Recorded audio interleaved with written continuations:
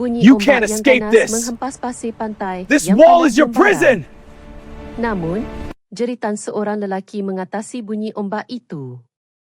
Di sana, Kolonel Kamal dari pasukan Komando Marin sedang mengaum seperti binatang buas. Makan. Kau suka sangat periksa makanan laut, kan? Di bawah kakinya, seorang askar wanita berpakaian celuring tanpa tanda pangkat terbaring di atas pasir. Dua anggota Marin memulas kedua-dua belah tangannya ke belakang, menekannya supaya tidak bergerak. Di tangan Kolonel Kamal terdapat seekor kurita, sotong kurita, besar yang masih hidup dan menggeliat. Dengan senyuman kejam, dia menyumbat tentakel kurita yang licin itu ke dalam mulut askar wanita tersebut. Lendir yang menjijikkan dan bau hanyir laut menutupi wajah wanita itu. Ratusan anggota Marin yang mengelilingi mereka hanya mampu berdiri dalam diam. Dalam kesunyian yang menyesakan itu, beberapa orang hanya mampu mengepal penumbuk. Tiada siapa yang berani melawan. Tetapi mereka tidak tahu. Mereka tidak tahu maruah siapa yang sedang mereka pijak sekarang. Walaupun dalam penghinaan, mata askar wanita itu tidak gentar sedikit pun. Mata itu tidak dipenuhi kemarahan yang berapi, sebaliknya dingin seperti frost. Seperti laut tenang sebelum ribut. Mereka benar-benar tidak tahu. Wanita yang mereka sentuh sekarang adalah pedang paling tajam Panglima Tentera Darat Malaysia, yang digelar Dewi Keadilan, seorang Lieutenant Jeneral berbintang 3 bernama Datuk Seri Aisyah binti Wahid. Dan mereka tidak tahu bahawa kemarahan dinginnya bakal menelan seluruh pantai ini dengan api penghakiman. Markas Angkatan Tentera Malaysia, MATM, Kuala Lumpur. Sebuah bilik mesyuarat rahsia. Di sini, masa seolah-olah mengalir dalam dimensi yang berbeza. Hanya bunyi denggungan rendah pembersih udara yang kedengaran, dan udara sejuk mengisi ruang yang tiada habuk sedikit pun. Di hujung meja mahogani besar, duduk seorang tokoh bersendirian. Lieutenant Jeneral Tentera Darat, Aisyah binti Wahid. 3 bintang yang bersinar di bahunya bukan sekadar hiasan. Ia adalah pingat yang membuktikan betapa gigihnya dia bertahan di jantung organisasi gergasi bernama Tentera, dan juga berat tanggungjawab yang dipikulnya. Orang memanggilnya Dewi Keadilan. Ini kerana tiada rasuah atau penyelewengan yang mampu terselamat di mana dia berada.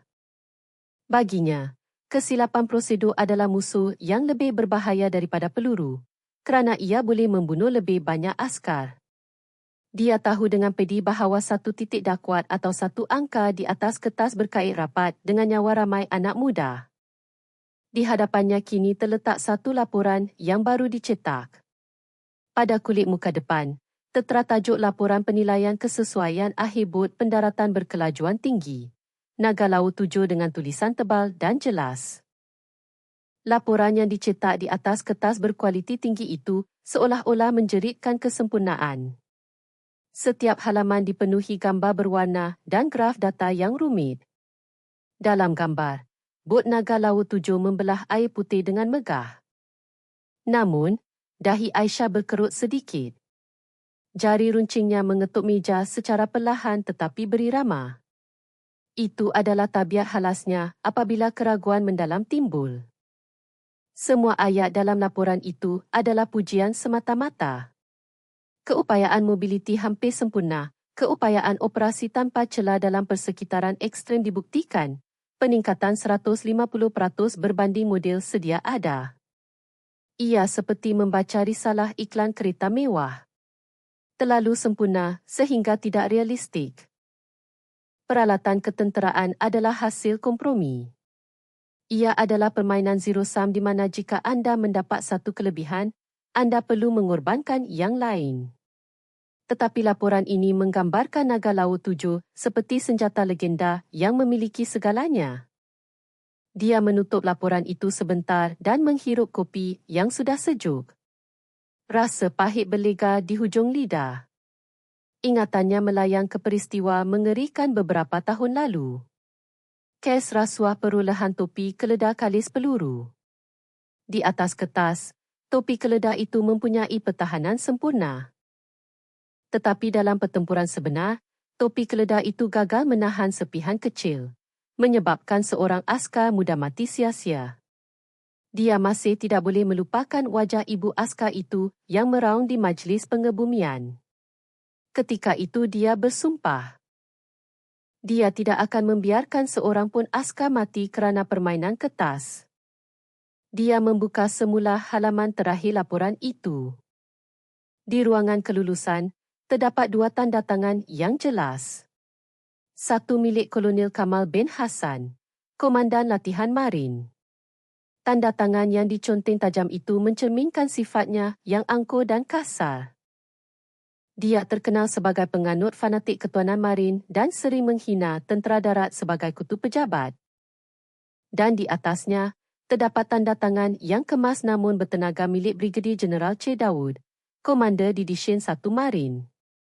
Che Daud dikenali dalam tentera sebagai pakar strategi dan seorang yang bercita-cita tinggi. Dia sangat benci jika rekod kejayaannya tercela dan sanggup melakukan apa sahaja demi matlamatnya.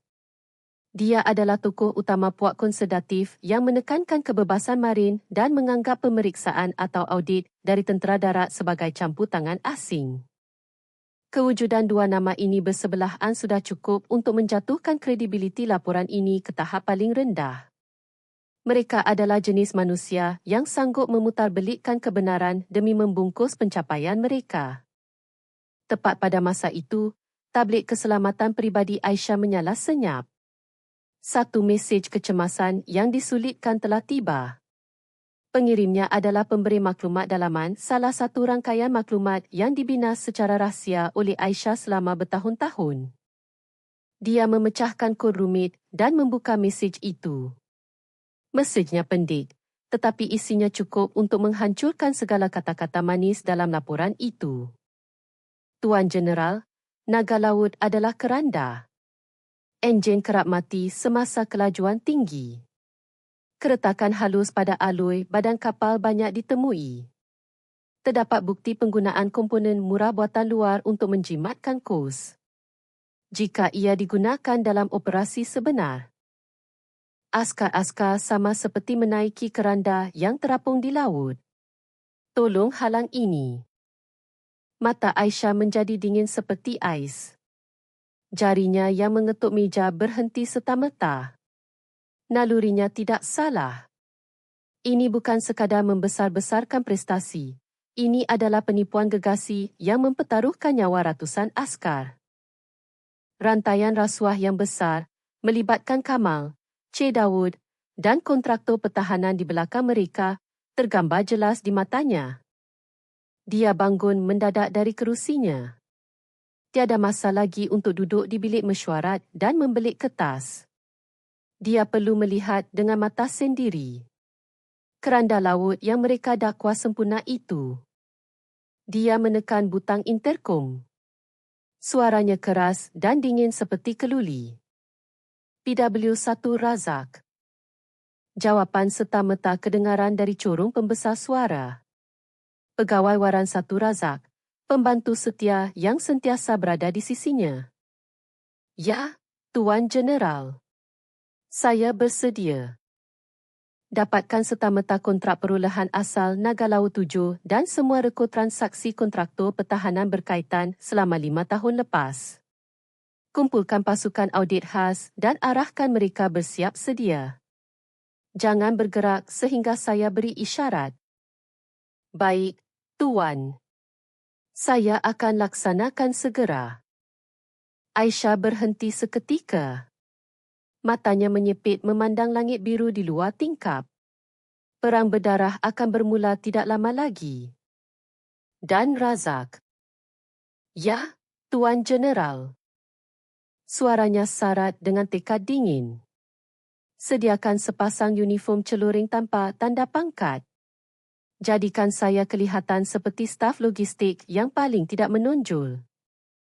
Dapat dirasakan Razak menahan nafas di hujung talian. Dia bertanya dengan berhati-hati, adakah Tuan merancang untuk turun ke lapangan sendiri? Senyuman seperti ais terukir di bibir Aisyah. Aku nak pergi memancing. Nak tarik ikan jerung yang sangat besar. Sebaik sahaja komunikasi diputuskan, kesunyian berat kembali melanda bilik mesyuarat. Aisyah merasakan berat keputusan yang baru dibuatnya. Ini bukan sekadar lawatan tapak. Ia sama seperti menanggalkan 3 bintang di bahunya dan berjalan seorang diri ke dalam jantung musuh. Salah langkah sedikit, seluruh kejaya tenteranya boleh hancur. Namun, hatinya tenang dengan anehnya. Kemarahan dingin menjernihkan fikirannya. Di matanya kini, terbayang wajah ribuan askar muda yang bakal ketakutan di atas keranda terapung di laut jauh.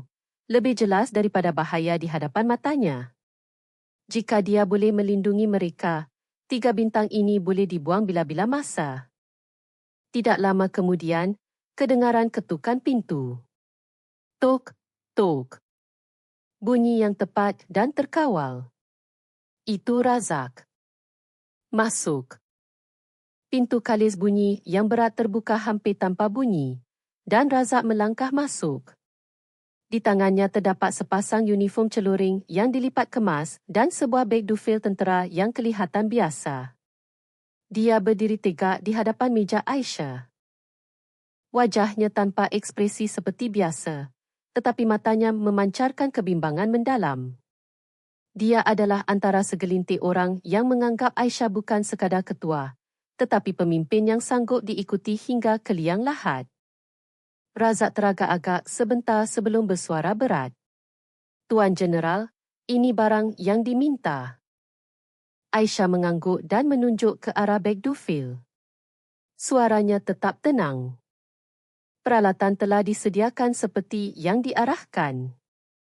Pengesan retakan ultrasonik mudah alih, peranti perakam data jenis samaran dan pemancar isyarat kecemasan. Semuanya telah disamarkan supaya kelihatan seperti kelengkapan logistik biasa. Razak meletakkan uniform dan beg dufil itu di atas meja dengan berhati-hati. Dia tidak sanggup memandang tepat ke wajah Aisyah. Dia cuba memujuk buat kali terakhir. Tapi Tuan, tolong pertimbangkan semula. Ini terlalu berbahaya. Menghantar pasukan audit rasmi adalah keputusan yang lebih tepat dari segi prosedur dan keselamatan Tuan. Aisyah tahu kesetiaan Razak. Tapi dia menggeling. Dia berjalan ke tingkap, memandang pemandangan Kuala Lumpur yang sibuk. Lampu-lampu berkelip seperti hidupan. Di bawah lampu itu, ramai orang tidur nyenyak kerana mempercayai tentera. Dia tidak boleh memaafkan mereka yang mengkhianati kepercayaan itu. Aisyah berkata perlahan tanpa menoleh. Razak, kalau kita hantar notis audit rasmi, apa akan jadi? Mereka akan musnahkan semua bukti dan menyambut kita dengan keadaan yang sudah dimanipulasi sepenuhnya. Razak terpaksa bersetuju. Betul. Kamal dan Cik Daud adalah jenis manusia begitu. Mereka licik macam ular, akan hidu bau kita dan bersembunyi sebelum kita sempat mendekat. Kita cuma akan nampak bot pendaratan yang digilap berkilat. Kemudian kita kena balik dengan tangan kosong. Laporan ini lulus.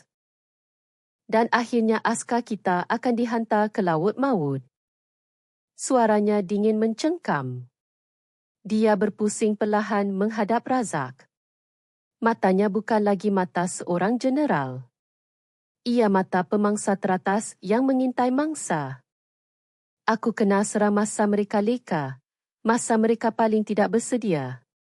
Aku kena buat mereka anggap aku cuma seekor lalat yang mengganggu.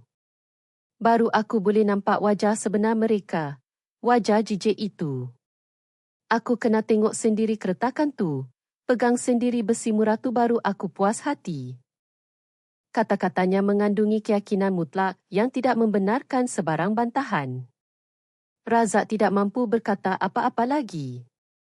Dia menunduk hormat. Arahan diterima. Aisyah mengangguk puas. Dia menghampiri meja dan tanpa ragu-ragu menanggalkan tanda pangkat Lieutenant Jeneral yang berat dari bahunya. Dengan bunyi klik, Simbol kuasa dan kehormatannya jatuh ke atas meja yang sejuk. Kemudian, dia mula membuka butang uniform jeneral yang disetrika sempurna itu satu persatu. Pakaian yang seperti kulit keduanya selama berpuluh tahun itu ditanggalkan. Dan dia mengambil uniform celuring lusuh tanpa pangkat yang dibawa Razak. Baju askar biasa yang berbau sama matahari, peluh dan debu tanah. Sebaik sahaja dia menyarung uniform itu, kewibawaan Dewi Keadilan yang menguasai bilik mesyuarat tadi hilang serta-merta. Di situ hanya berdiri seorang staf logistik wanita tanpa nama, berwajah letih dan tanpa ekspresi, yang dihantar ke unit asing. Dia menyanggur rambutnya kemas ke dalam topi celuring dan menyapu sedikit krem penyamaran di wajah. Transformasi yang sempurna. Dia membuka beg dufil untuk memeriksa isinya. Seperti kata Razak, semua peralatan nampak seperti barang tentera biasa. Pengesan ultrasonik kelihatan seperti multitul penyelenggaraan dan perakam data tersembunyi dalam jam tangan tentera yang lasak. Dia memakai jam itu di pergelangan tangan dan mengisap multitul di pinggang. Setelah siap, Aisyah memberi arahan terakhir kepada Razak. Sebaik sahaja aku keluar dari sini, aku bukan lagi Lieutenant Jeneral Aisyah. Aku adalah Mina, staf awam grade rendah dari Markas Logistik Tentera Darat.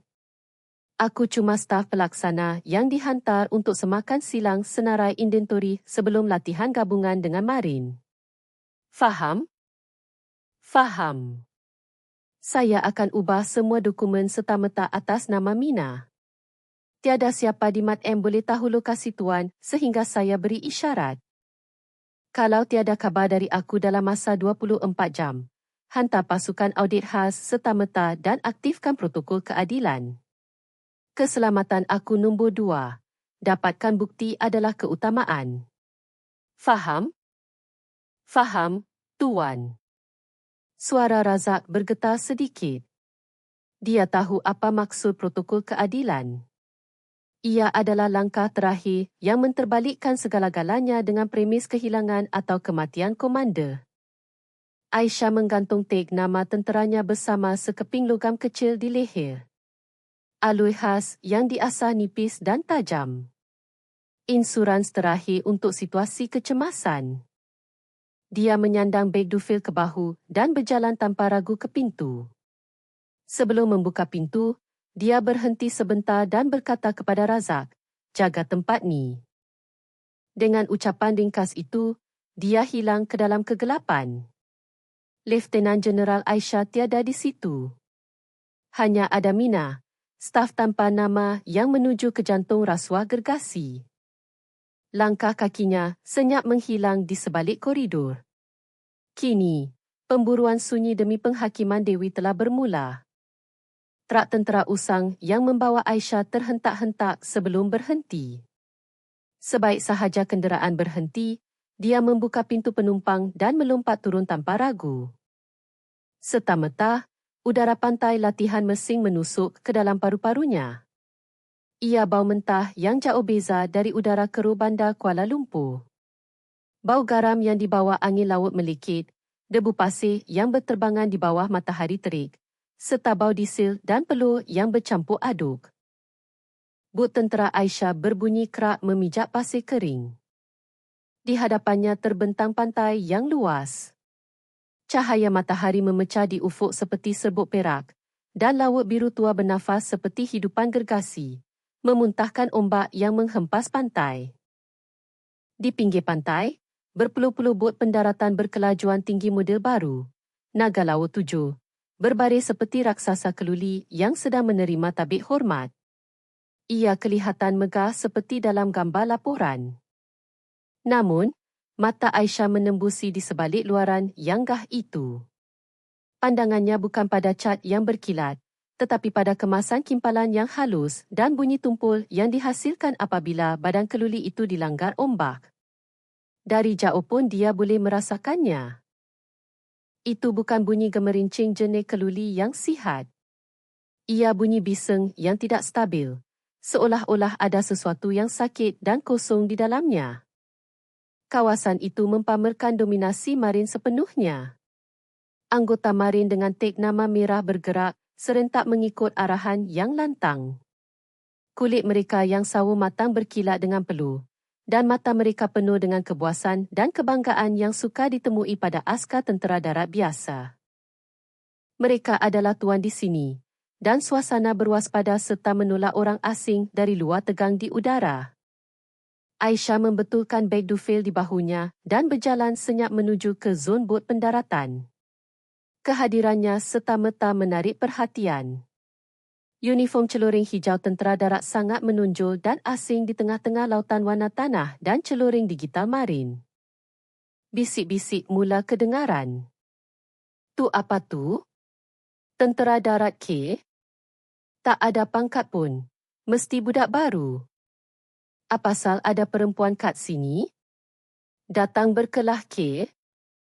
Kata-kata penuh ejekan dan penghinaan, tetapi Aisyah berwajah selambar seolah-olah tidak mendengar apa-apa. Matlamatnya hanya satu, membelah perut raksasa keluli itu dan memeriksa isinya. Apabila dia tiba di pintu masuk zon bot pendaratan, seorang pegawai muda marin menghalangnya. Wajahnya masih muda, mungkin baru tauliah, tetapi matanya penuh dengan kesombongan. Dia mendongak dan bertanya dengan suara keras. Sila nyatakan identiti dan urusan. Aisyah mengeluarkan surat arahan yang renyuk dari poket dan menghulurkannya. Dia sengaja memparaukan sedikit suaranya untuk menampakkan keletihan staf pelaksana. Saya Mina, staf awam dari Markas Logistik Tentera Darat. Dihantar untuk semakan silang senarai inventori latihan gabungan. Leftenan muda marin itu mengambil kertas itu dengan berat hati dan memandangnya atas bawah. Senyuman sinis terukir di bibir. Semakan silang? Benda macam ni biasanya pakai sistem online je. Tentera darat masih kejar cara kuno macam ni ke? Aisyah menjawab datar. Arahan pihak atasan. Ada arahan untuk pengesahan fizikal di lapangan. Pihak atasan? Pihak mana satu? Leftenan muda itu terus mendesak. Tiba-tiba, suara garau yang menggegarkan bumi kedengaran dari belakang mereka. Bisinglah. Apa kecoh-kecoh ni? Seperti Nabi Musa membelah laut, anggota marin serta-merta berpecah ke kiri dan kanan memberi laluan. Di hujung laluan itu, seorang lelaki melangkah gagah. Kolonel Kamal bin Hassan. Wajah hitam terbakar matahari, leher tebal dan bahu yang lebar. Seluruh tubuhnya memancarkan aura menakutkan dan keangkuhan yang meluap-luap. Matanya bersinar seperti binatang buas yang menemui mangsa. Dia berhenti tepat di hadapan Aisyah, memandangnya dari atas ke bawah dengan pandangan menjijikan, seolah-olah sedang menilai lembu di pasar ternakan. Dia menengking Leftenan di sebelahnya. Terangkan. Betina darat ni buat apa kat sini? Perkataan betina tersembur dari mulutnya seperti ludah. Leftenan muda itu membongkok cemas. Tuan Kolonel, katanya staf pelaksana dari darat. Nak periksa inventori. Sebelum Leftenan itu habis bercakap, Kamal mengangkat tangan menyuruhnya diam. Matanya masih terpaku pada Aisyah. Dia melangkah setapak lagi ke hadapan. Bau peluh dan rokok dari badannya menusuk hidung. Kamal ketawa mengejek. Periksa inventori? Orang yang cuma tahu pusing pensil kat meja. Apa yang dia tahu sampai merangkak datang sini? Kau tahu tak ni tempat apa? Suaranya cukup kuat untuk mengatasi segala bunyi di sekeliling. Anggota marin di sekitar mula terkekeh-kekeh seolah-olah ada tontonan menarik. Aisyah membalas pandangan Kamal dalam diam. Matanya jernih dan dingin yang luar biasa. Dia sekali lagi menyatakan identitinya. Saya Mina dari Markas Logistik. Mengikut prosedur. Diam. Kamal menempik. Jeritannya menggegarkan udara. Dia mendekatkan wajahnya betul-betul di depan muka Aisyah. Kemarahan membara di matanya. Ini pasukan marin. Bukan tempat main askar-askar patung macam korang orang darat.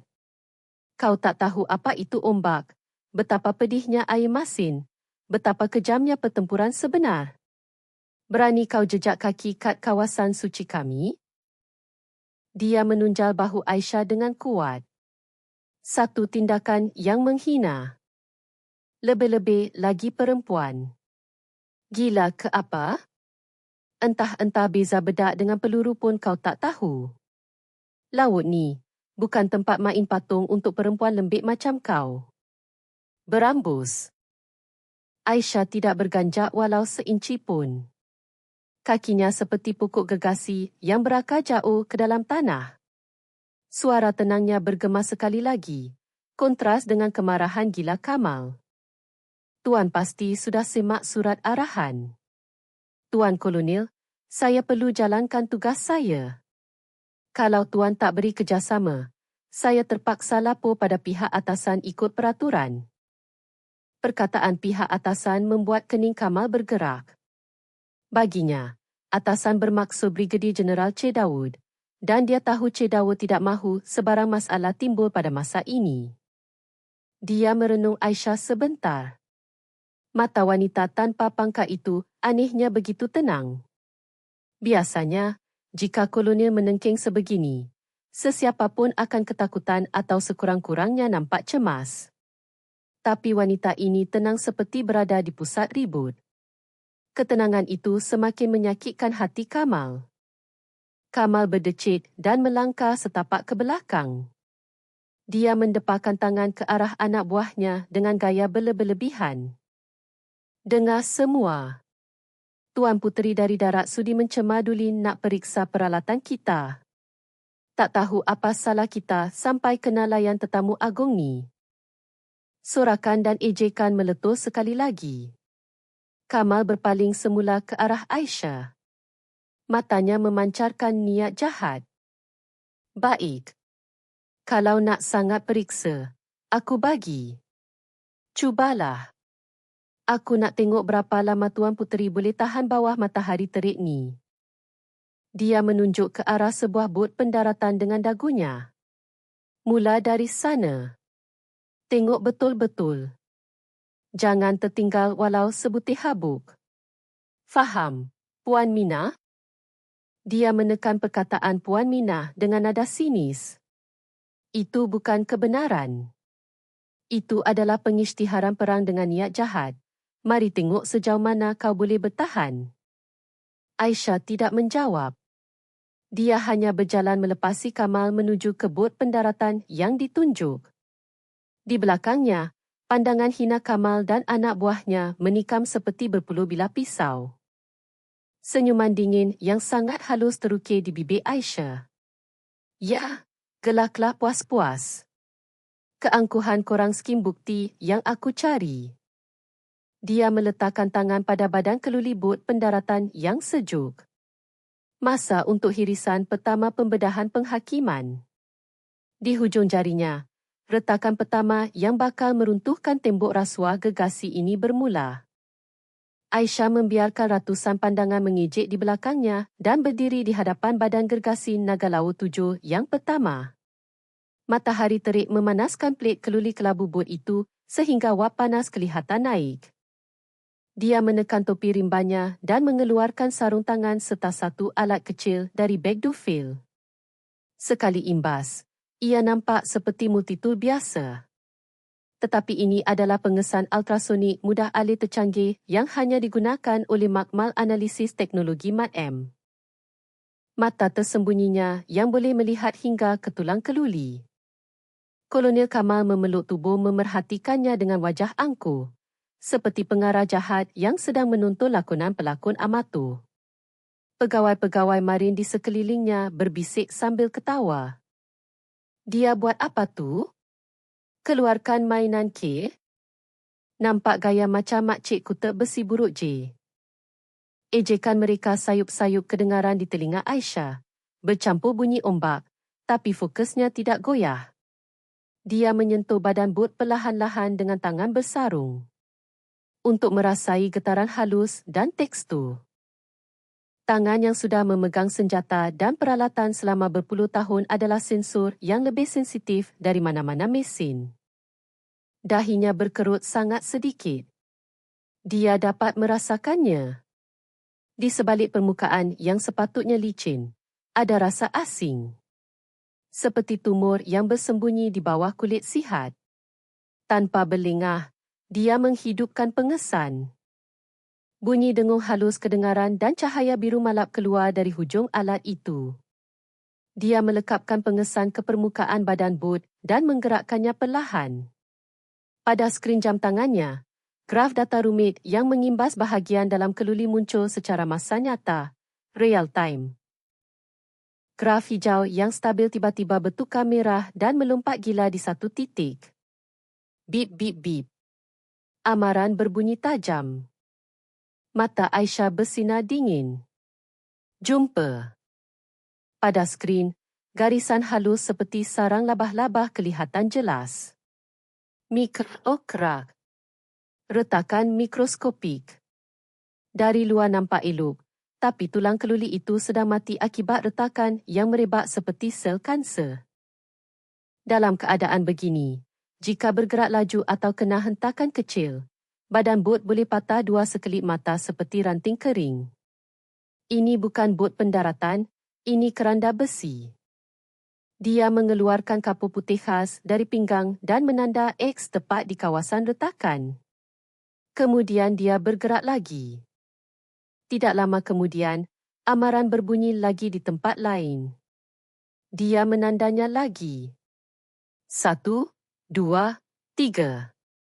Tidak lama kemudian, badan bot gergasi itu dipenuhi tanda X putih seolah-olah menghidap penyakit kulit yang mengerikan. Wajah anggota marin yang tadi mengejek mula berubah. Senyuman hilang. Walaupun bukan pakar, naluri mereka memberitahu ada sesuatu yang sangat tidak kena. Tindakan wanita itu bukan pemeriksaan biasa. Ia seperti pakar bedah yang membedah dan menanda tumor satu persatu dengan kejam dan tepat. Wajah Kamal juga mula tegang. Peluh dingin mula merecik di dahinya.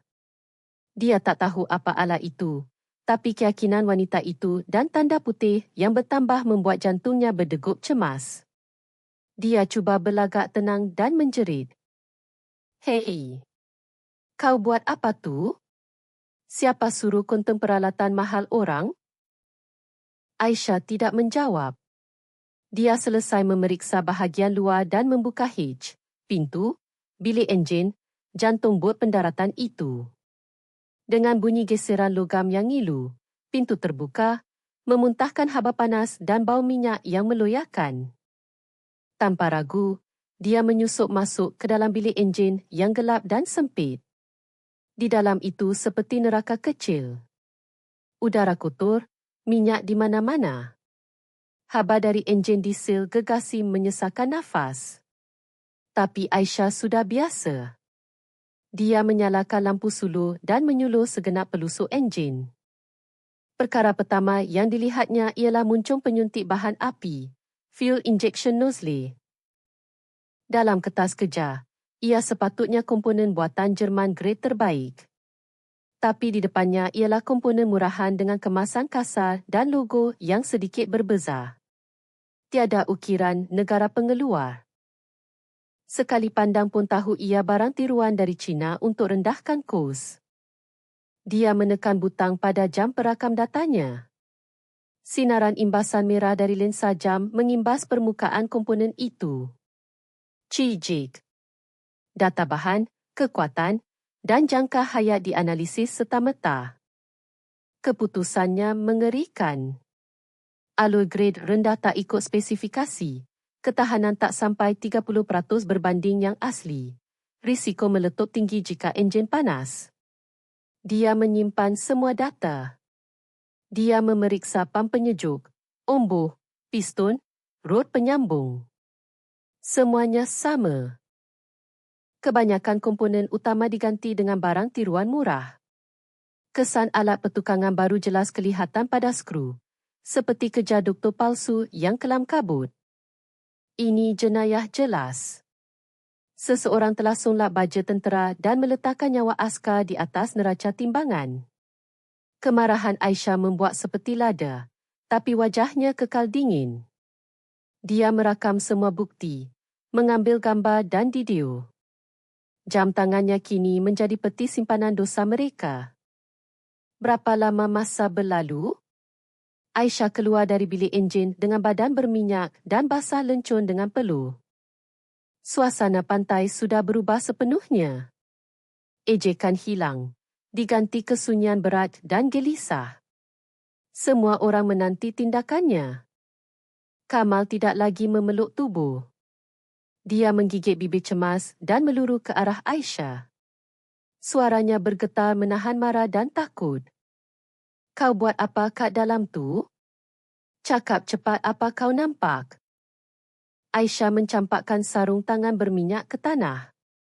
Dia memandang tepat ke mata Kamal dan berkata tanpa emosi. Saya dah periksa. Aku tanya apa yang kau periksa? Siapa kau berani sentuh peralatan suci marin? Kamal hilang sabar dan menempik. Dia hampir mencengkam kolar baju Aisyah. Aisyah tidak berundur. Dia mengangkat jam tangannya di depan muka Kamal.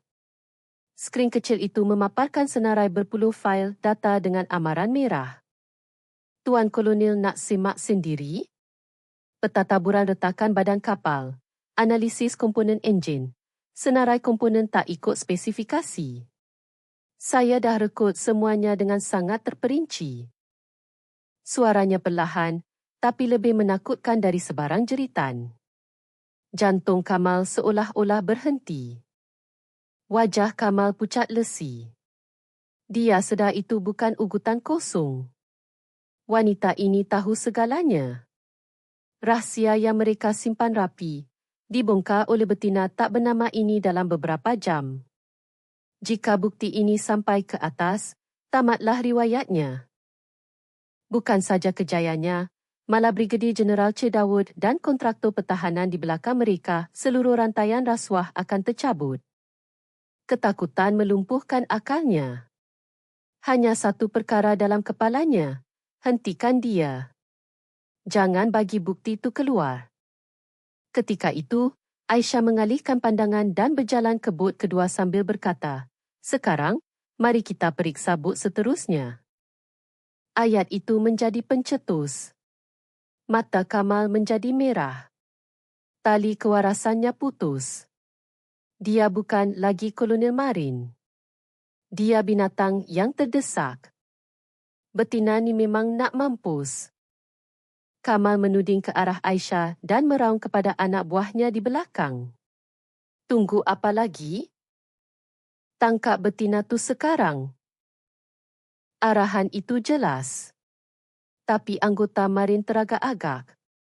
Kaki mereka seperti terpaku di pasir. Menyerang askar wanita dari pasukan sekutu, darat, yang tidak bersenjata? Ini bukan tindakan tentera. Ini jenayah. Kebingungan dan rasa malu terpancar di wajah askar-askar muda. Kamal tidak boleh terima keraguan itu. Dia mencengkam kolar askar terdekat. Tak dengar arahan aku ke, bodoh? Bukti kad jam dia tu. Kalau tak hancurkan benda tu, jangan harap korang boleh hidup. Ugutan itu berkesan.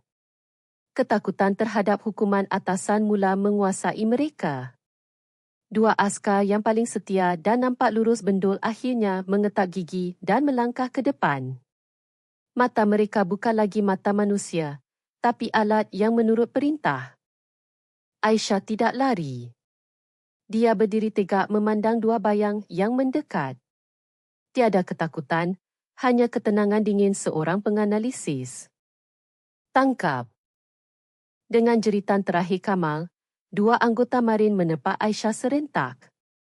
Seorang memegang lengan kanan, seorang lagi lengan kiri, memulasnya ke belakang. Rasa sakit menjala di bahu. Aisyah tidak menjerit. Dia cuba mengimbangi badan, tetapi kekuatan fizikal dua lelaki marin yang Sasa suka dilawan. Tubuhnya akhirnya dihempas ke pasir. Wajahnya tersembam.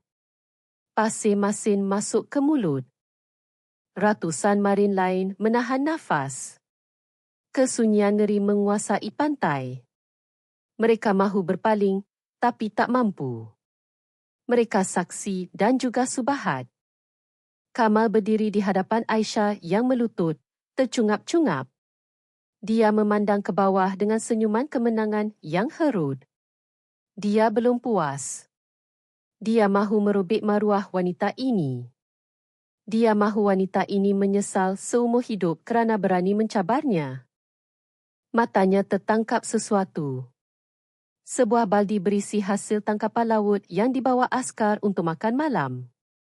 Di dalamnya, seekor gurita besar masih hidup. Idea syaitan muncul di kepala Kamal. Dia meluru ke baldi itu, mencengkam gurita tersebut. Binatang itu membelit lengannya, lendir menitis. Dia membawanya ke arah Aisyah. Askar-askar di sekeliling ternganga. Ada yang memalingkan muka. Kamal menjambak rambut Aisyah, mendongakkan kepalanya secara paksa dan berbisik seperti ular.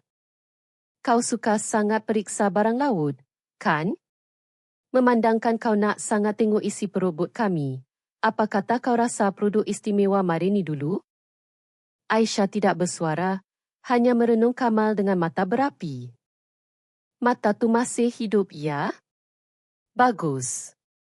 Sebelum aku korek biji mata tu, makan ni puas-puas. Dia tidak ragu-ragu.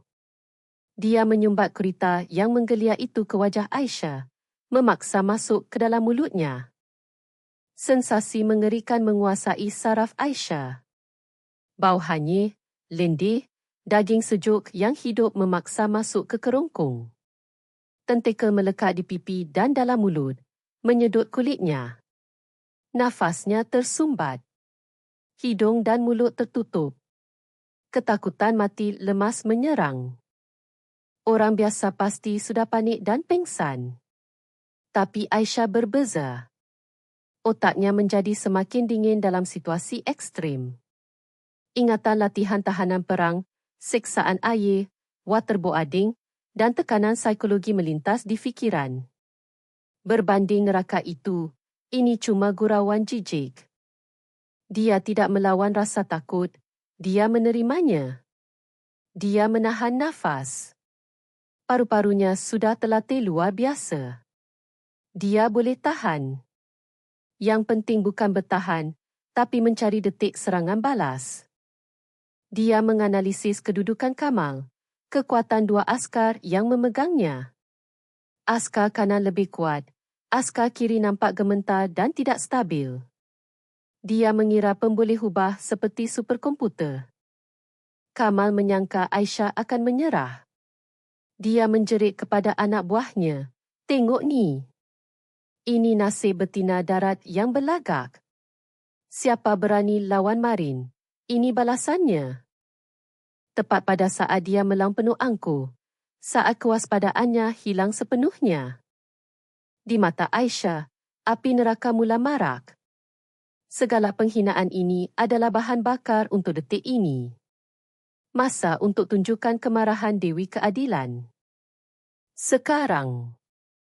Cengkaman askar di tangannya sedikit longgar kerana terkejut dengan jeritan Kamal. Itu sudah cukup. Mata Aisyah terbuka luas.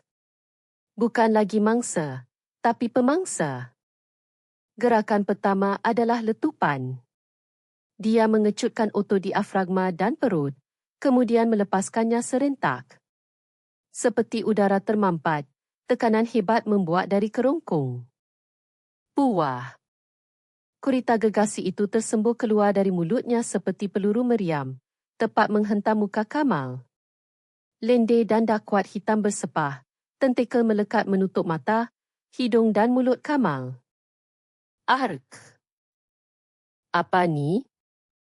Kamal panik, meronta cuba membuang gurita di mukanya. Detik itu adalah peluang keemasan. Tubuh Aisyah memula seperti ular, menyasarkan pergelangan tangan askar kiri. Jarinya mencengkam sendi dan urat askar itu. Teknik Aikido atau Krav Maga tahap tinggi yang membalikkan kekuatan lawan. Dia memutar badannya. Ark. Askar itu menjerit apabila sendinya dipulas melawan arus. Tulang berbunyi kerak. Dia melepaskan Aisyah kerana sakit. Siku Aisyah melayang ke belakang secepat kilat, tepat menghentam ulu hati askar itu. Buk. Askar itu rebah, mulut berbuih. Semuanya berlaku tak sampai 1 saat. Askar di kanan baru hendak bertindak, tapi serangan seterusnya sudah bermula.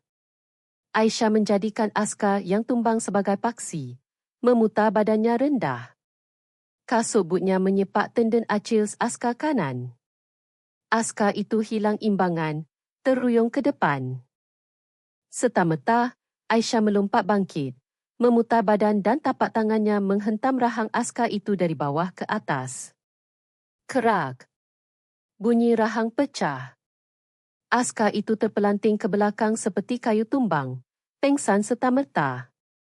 Debu pasir berterbangan. Dalam sekelip mata, 2 marin sasar tumbang. Kesunyian kembali. Ratusan marin terpaku. Di mata mereka terpahat satu imej, wanita tanpa nama, berlumuran pasir, lendih dan dakwat hitam, berdiri tegak di antara 2 gegasi yang tumbang seperti dewi dendam dari neraka. Kamal akhirnya berjaya membuang kurita dari mukanya. Wajahnya comot. Dia tidak percaya apa yang dilihatnya. 2 orang kuatnya tumbang dalam beberapa saat oleh seorang perempuan. Aisyah menyeka pasir di bibir dengan kasar. Darah terasa di mulut. Dia melangkah perlahan menghampiri Kamal. Bunyi butnya di atas pasir serit. Serit kedengaran seperti langkah malaikat maut. Kamal berundur ketakutan. Kemarahannya bertukar menjadi seram sejuk. Kau siapa sebenarnya? Aisyah berhenti betul-betul di depannya. Dia menyeluk saku baju celuringnya perlahan-lahan. Semua mata tertumpu pada tangannya. Dia mengeluarkan sekeping kad logam. Cahaya matahari memantul pada permukaannya, menyilaukan mata Kamal. Kad identiti tentera. Dan di bahagian atas, tertera 3 bintang perak yang bersinar megah. Lieutenant General. 3 bintang. Kedudukan tertinggi dalam hierarki tentera. Suara Aisyah dingin mencengkam.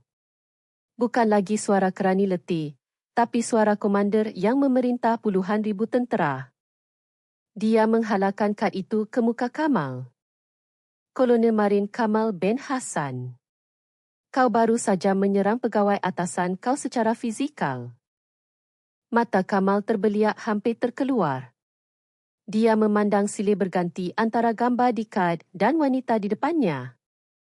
Nama, Aisyah binti Wahid. Jawatan, Markas Tentera Darat. Tuan. Tuan Jeneral. Lutut Kamal menggigil. Dunia seolah-olah runtuh. Dia baru saja menyentuh naga yang sedang tidur. Aisyah menyimpan kad itu. Dia mengeluarkan radio kecil dari pinggangnya. Cijik. PW1 Razak. Dengar? Suara cemas Razak kedengaran. Ya, Tuan Jeneral. Ada apa? Aktifkan protokol keadilan serta-merta. Razak menahan nafas. Saya ulang. Protokol keadilan. Arahkan pasukan siasatan Hazmat M dan Polis Tentera, Kor Polis Tentera Diraja, masuk ke zon latihan A1 serta-merta. Tutup semua jalan keluar. Tahan semua orang. Sasaran utama, Kolonel Kamal dan pegawai bawahannya. Kebenaran menembak diberikan jika melawan. Kebenaran menembak. Ayat itu membunuh jiwa Kamal. Lututnya lunglai. Dia jatuh terduduk di pasir. Wajahnya biru seperti mayat. Tamat. Aisyah memandang Kamal dengan jijik, kemudian berpaling kepada ratusan marin yang ketakutan. Suaranya lantang, kini penuh dengan rasa kasihan kepada mangsa sebenar askar-askar muda ini. Dengar sini, perwira marin semua. Bahu mereka tersentak. Saya Lieutenant Jeneral Aisyah binti Wahid dari Tentera Darat. Saya datang ke sini untuk bongkar kebenaran tentang bot pendaratan baru yang kamu akan naik ini. Dia menunjuk ke arah bot bertanda X. Benda yang kamu sangka canggih itu sebenarnya keranda besi. Badannya akan koyak macam kertas, enjinnya bom jangka. Orang-orang ini, Kamal dan pihak atasannya, dah curi duit pertahanan dan jual nyawa kamu sebagai ganti. Ombak kejutan melanda pantai. Wajah askar berubah dari takut kepada keliru, kemudian marah. Mereka ditipu. Dikhianati oleh komander sendiri. Tiba-tiba, bunyi guru kedengaran dari balik bukit pasir. Trum. Bunyi enjin berat kereta perisai. Di langit, bunyi DAP helikopter berlegar. Di atas bukit pasir, kereta perisai polis tentera berwarna hitam muncul. Turit, muncung meriam, berpusing menghadap pantai. Helikopter penyerang berlegar rendah. Ratusan anggota polis tentera bersenjata lengkap turun mengepung pantai. Ia adalah tentera penghakiman yang tidak dapat disangkal. Aisyah membelakangi pemandangan itu, menatap Kamal yang terduduk. Parti dah tamat. Pintu neraka dah terbuka. Berita kejadian di Mesing tersebar seperti dirus ke seluruh negara. Tetapi musuh tidak berdiam diri. Pejabat Komander Division 1 Marin, Brigadir Jeneral C. Dawud sedang menulis kaligrafi Cina, mungkin hiasan biasa orang berpangkat, atau sekadar merenung lukisan, sabar dan tabah. Telefon berdering. Tuan, gawat. Kolonel Kamal ditangkap polis tentera Mat M. Lieutenant Jeneral Aisyah sendiri yang turun padang. Kening C. Dawud bergerak sedikit. Dia tidak panik. Dia sudah mengira risiko ini. Jangan panik. Dengar sini. Gunakan media. Hubungi semua wartawan yang aku kenal. Tajuk berita, Jeneral Darat melampaui batas. Siasatan berat sebelah terhadap pegawai marin. Faham, Tuan. Jadikan ini isu konflik antara tentera darat dan marin. Kata Aisyah gila kuasa, cemburu dengan marin, dan langgar prosedur.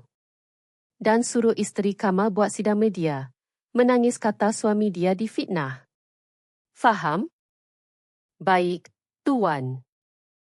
Cik Dawud tersenyum sinis. Aisyah, kau mungkin bijak, tapi dalam perang persepsi, kau takkan menang.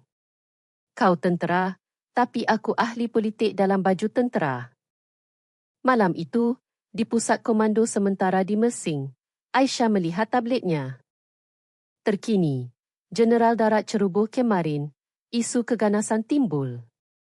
Analisis, konflik darat marin memuncak? Razak berkata dengan risau, Tuan, mereka serang peribadi Tuan.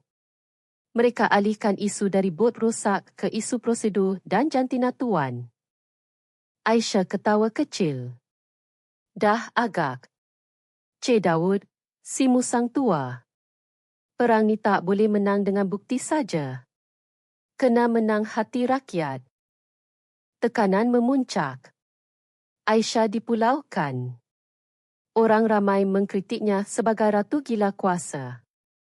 Cik Dawud pula muncul di TG, berlakon sedih, memohon maaf atas kekecohan tetapi menegaskan maruah marin perlu dijaga dan mencadangkan jawatan kuasa bebas, taktik melengahkan masa.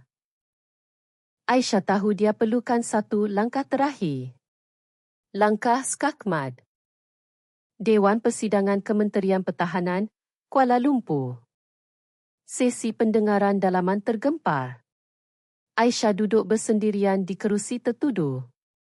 Cik Daud berdiri sebagai saksi, berucap dengan penuh emosi tentang maruah Marin yang tercalar. Saya cadangkan jawatan kuasa bebas, katanya, tersenyum kemenangan. Tiba-tiba, bunyi bom, bom kedengaran dari kejauhan. Lantai bergegar. Pintu dewan diterajang terbuka. Bam! Bukan pegawai atasan yang masuk, tetapi ratusan askar Marin muda, berdebu dan berpeluh, terus dari Mersing. Di tangan mereka, mereka membawa bukti. Kelang. Gedebuk. Mereka mencampakkan kepingan besi bot yang reput, omboh enjin pecah, dan komponen tiruan ke lantai dewan, betul-betul di depan Cik Daud. Timbunan besi buruk yang merupakan nyawa mereka. Seorang Leftenan muda Marin melangkah ke depan. Dia memandang semua orang dan berteriak. Kami anggota Marin enggan patuh kepada komander yang gadai nyawa kami demi perut sendiri. Kami sedia mati untuk negara, tapi bukan untuk rasuah. Dia berpaling ke arah Aisyah dan memberi tabik hormat paling kemas. Kami percayakan Leftenan Jeneral Aisyah. Tuanlah yang selamatkan nyawa kami. Serentak itu, 1,000 askar di dalam dan luar dewan memberi tabik hormat. Hormat. Wajah Cik Daud pucat lesi. Dia kalah. Dia hilang hati askar-askarnya. Pengerusi majlis mengetuk tukul. Polis tentera tahan Brigadir Jeneral Cik Daud serta-merta atas tuduhan pengkhianatan. Gari besi berbunyi klik di tangan Cik Daud. Dia diserit keluar sambil meracau. Aisyah memandang askar-askarnya dengan senyuman nipis. Keadilan telah ditegakkan. Siasatan besar-besaran bermula. Syarikat Ocean Defence diserbu. Wang haram ditemui. Cik Daud dipenjara seumur hidup. Kamal dipenjara 30 tahun. Aisyah menolak kenaikan pangkat.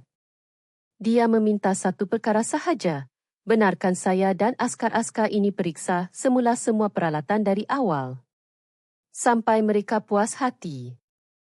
Beberapa minggu kemudian, di Mersing, bot Naga Laut 7 yang sebenar dan kukuh tiba.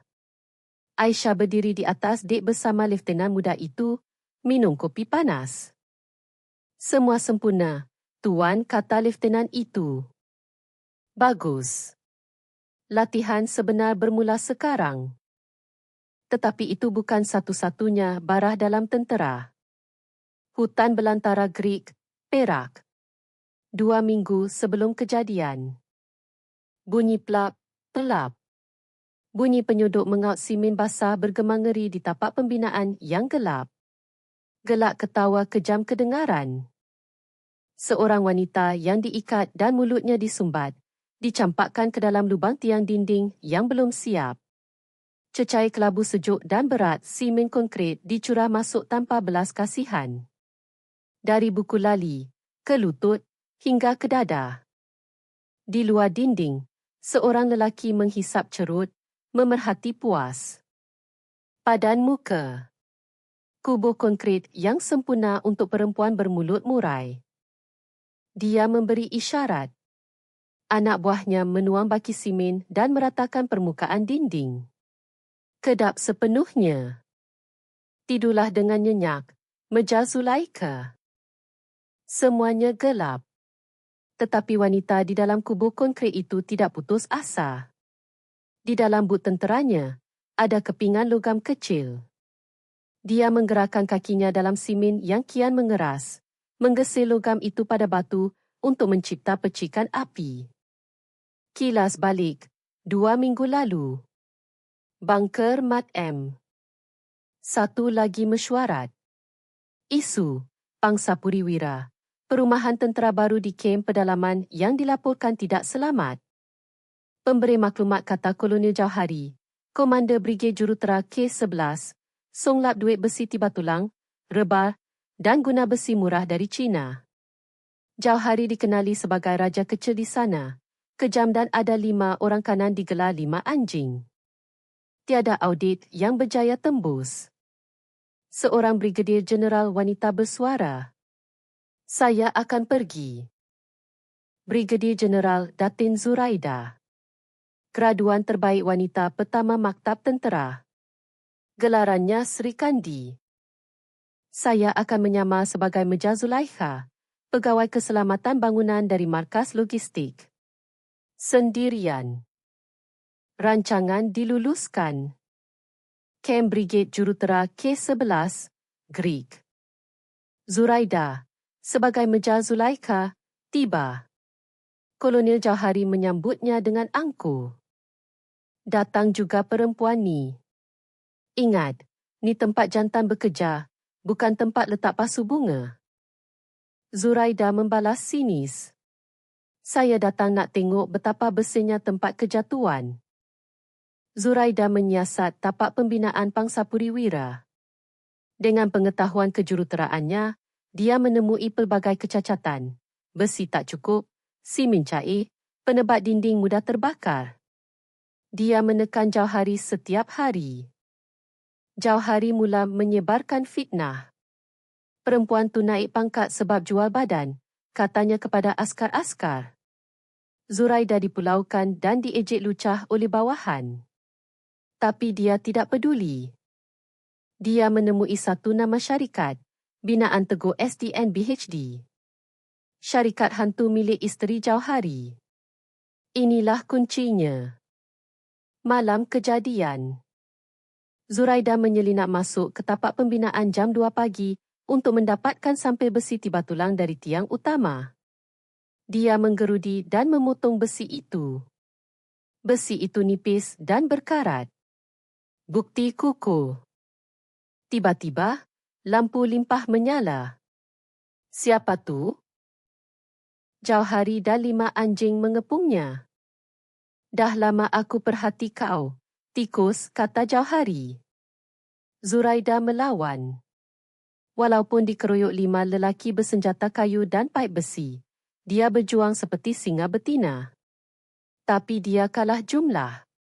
Tulang jarinya dipatahkan. Jauhari mendapat idea gila. Kita tanam dia dalam dinding ni. Jadikan dia sebahagian dari bangunan ni. Dan skim bagaimana dia berakhir di dalam simen. Tetapi Jauhari silap. Simen itu campuran tak berkualiti. Apabila Zuraida berjaya menyalakan sedikit serbuk peledak kecil dari hujung lengan bajunya menggunakan geseran logam, haba yang terhasil membuatkan simen murah itu merekah, bukan mengeras. Kerak. Dinding pecah. Zuraida merangkak keluar seperti hantu dari neraka. Berdarah dan bersalut simen. Dia tidak mati. Dia menyimpan bukti besi itu. Dia menutup semula lubang itu, membiarkan mereka fikir dia sudah mati.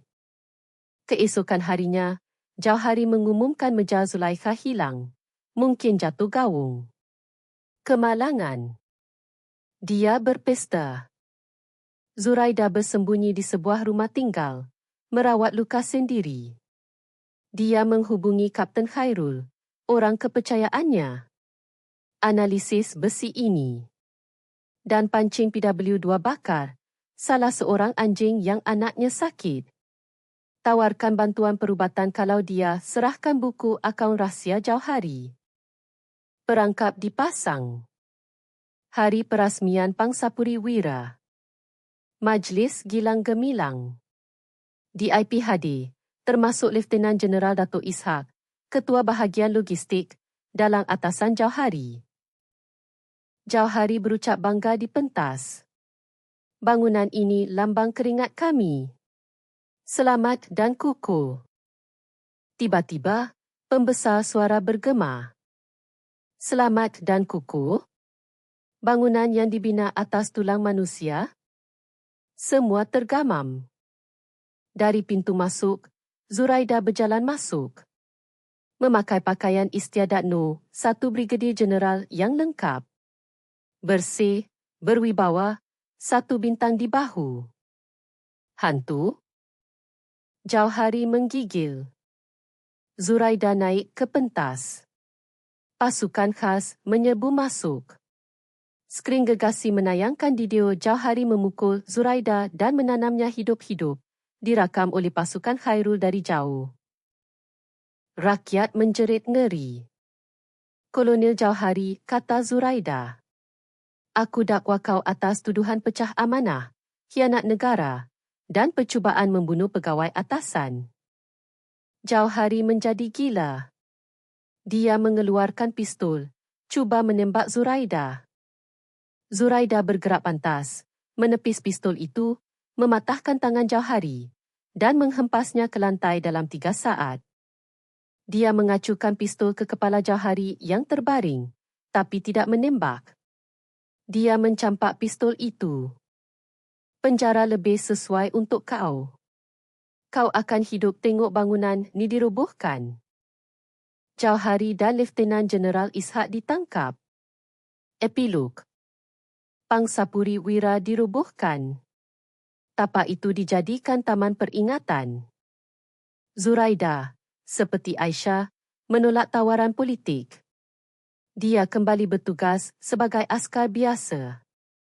2 kisah, 2 Sri Kandi. Mengajar kita bahawa konkret dan besi mungkin boleh menyembunyikan mayat, tetapi tidak boleh menyembunyikan kebenaran. Keadilan, seperti benih, akan sentiasa mencari jalan untuk tumbuh memecahkan batu yang paling keras.